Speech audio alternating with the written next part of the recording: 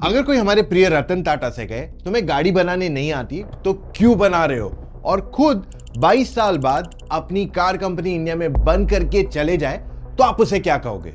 Ford Motor has announced it will stop making cars in India. देश के auto market से रुखसत होने वाली फोर्ड 5वीं कंपनी बन गई। Ford decided to stop making cars in India. अमेरिकी ऑटो कंपनी फोर्ड अपनी दोनों फैक्ट्रीज में बंद कर देगी। तो चलो शुरू से बताते। फोर्ड को इंडिया एग्जिट करने की आदत सी बन गई है।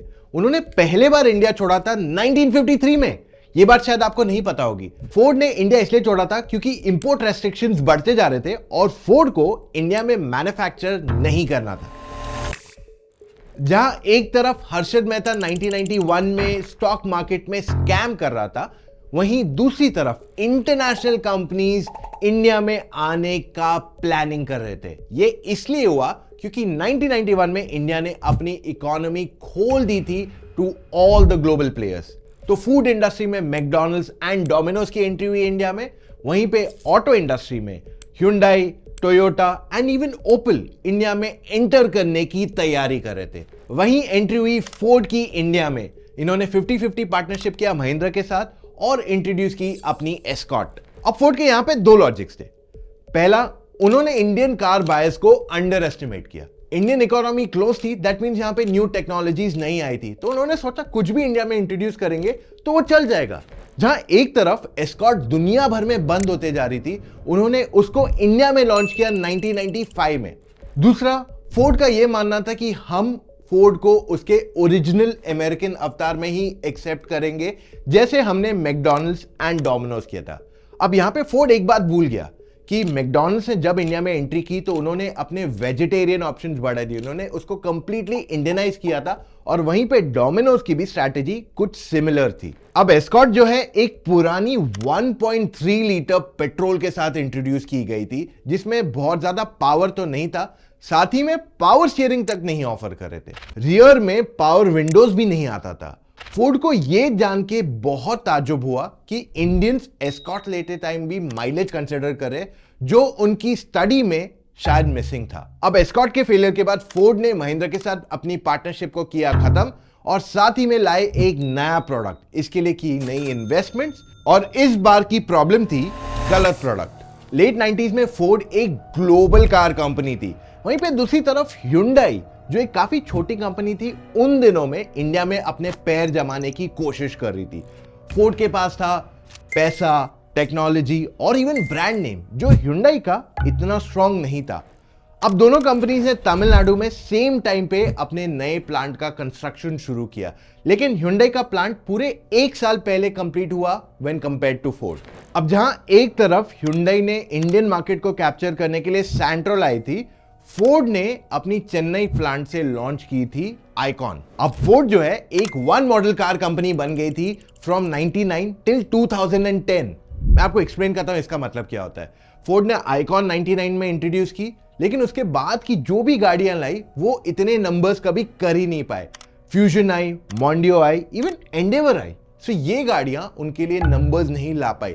सो उस टाइम पे उनकी सिर्फ ब्रेड एंड बटर कार बन गई द आइकॉन, जिसको 2005 में डिसकंटिन्यू करना पड़ा, not because of the products fault but because उनकी मेंटेनेंस बहुत ज्यादा थी। अब आइकॉन को रिप्लेस करने आ गई फोर्ड की नई फिएस्टा, बट इसने भी बहुत ज्यादा सेल्स नंबर्स नहीं किए।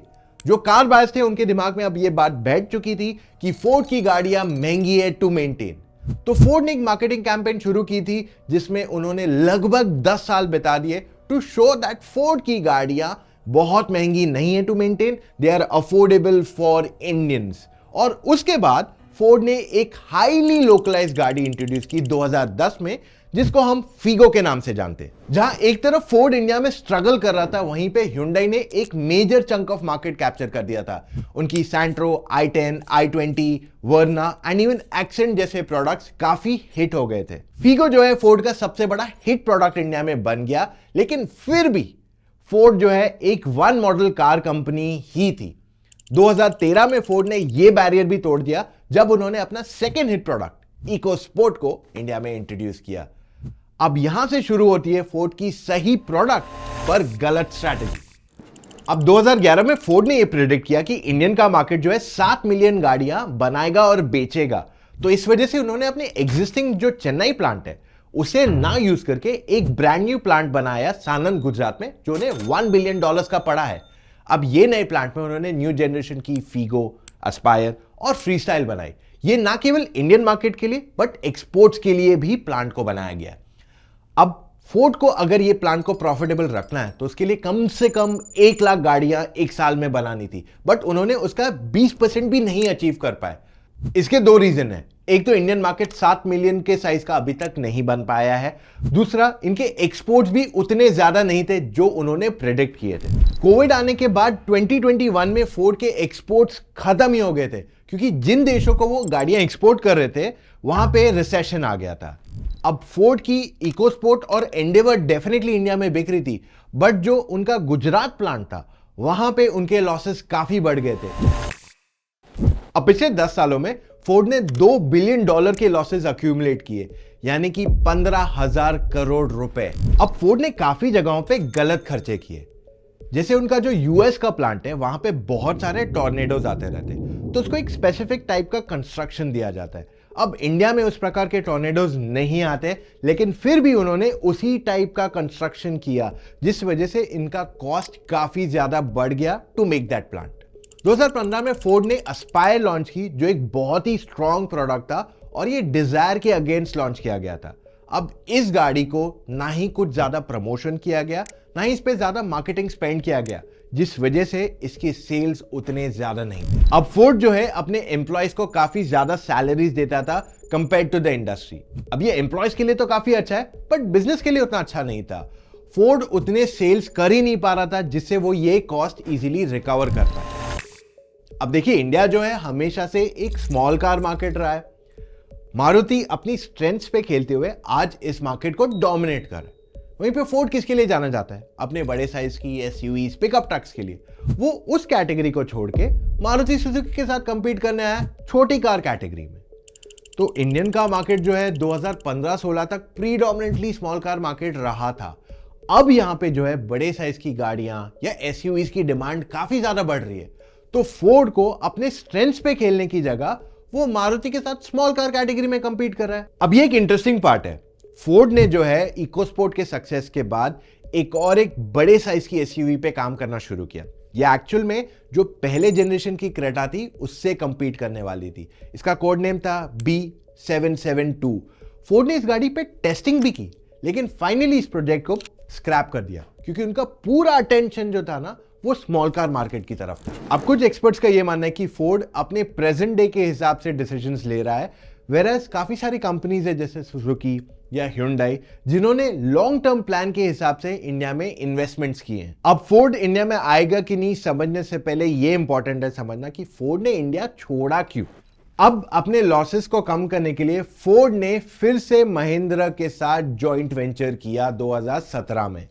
यहां पे महिंद्रा फोर्ड का 51% स्टेक ओनर बनने वाला था for its entire Indian operations. इसका मतलब यह है फोर्ड की दोनों प्लांट्स, फोर्ड के डीलरशिप्स एंड इवन उसका सेल्स एंड सर्विस नेटवर्क दोनों इस कंपनी के अंडर आ जाता था। आगे चल के उनका प्लान यह था कि महिंद्रा और फोर्ड अपने प्रोडक्ट्स जॉइंटली डेवलप करेंगे, जिस वजह से दोनों का कॉस्ट कम हो जाएगा, लेकिन दोनों के डिजाइन एंड टेस्टिंग अलग रहने वाले हैं। जैसे फोक्सवैगन एंड स्कोडा करते हैं, किया Hyundai करते हैं, या फिर मारुति और टोयोटा भी करते हैं। इनफैक्ट अगले कुछ अनाउंसमेंट्स के बारे में ऑलरेडी डिस्कशंस हो गई थी कि इकोस्पोर्ट को XUV 300 का टर्बो पेट्रोल इंजन मिलने वाला है, फोर्ड एस्पायर को मिलने वाला है महिंद्रा की इलेक्ट्रिक टेक्नोलॉजी, एंड जो अपकमिंग एसयूवीज है वहां पे भी थोड़ा बहुत काम शुरू हो चुका था। अब 2021 में फोर्ड को आने वाला था एक मेजर शॉक। महिंद्रा ने अपने अग्रीमेंट से पुल आउट किया। वजह किसी को भी नहीं पता। And you know what, Ford was taken by shock, क्योंकि उनके पास एक प्लान भी था ही नहीं। इसी टाइम पे उन्होंने डिसाइड किया हम इंडिया छोड़ देंगे, और उन्होंने अपने प्लांट्स और डीलरशिप को बंद करने का डिसीजन लिया।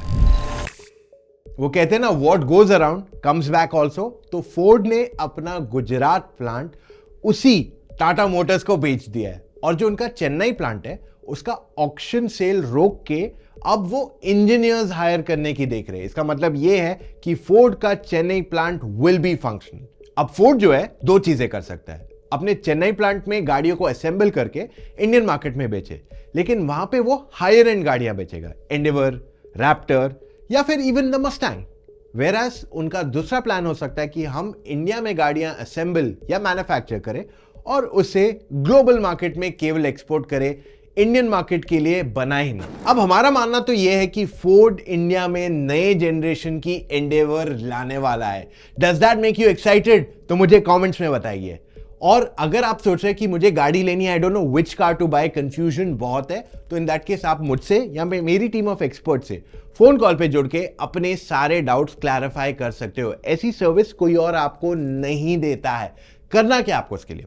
चले जाइए motoroctane.com/car-consultancy, वहां जाके अपने कुछ डिटेल्स फिलअप कीजिए एंड कॉल टाइम बुक कीजिए एक एक्सपर्ट के साथ जो आपको प्रॉपर्ली गाइड करेगा आपके लिए कौन सी गाड़ी सही है। और आपने इतना वीडियो देखा है, सब्सक्राइब दबा दीजिए ताकि आपको आने वाले दिनों में ऐसे और वीडियोस देखने को मिलेंगे कल फिर से with an all new video guys. Take care, see you tomorrow, bye.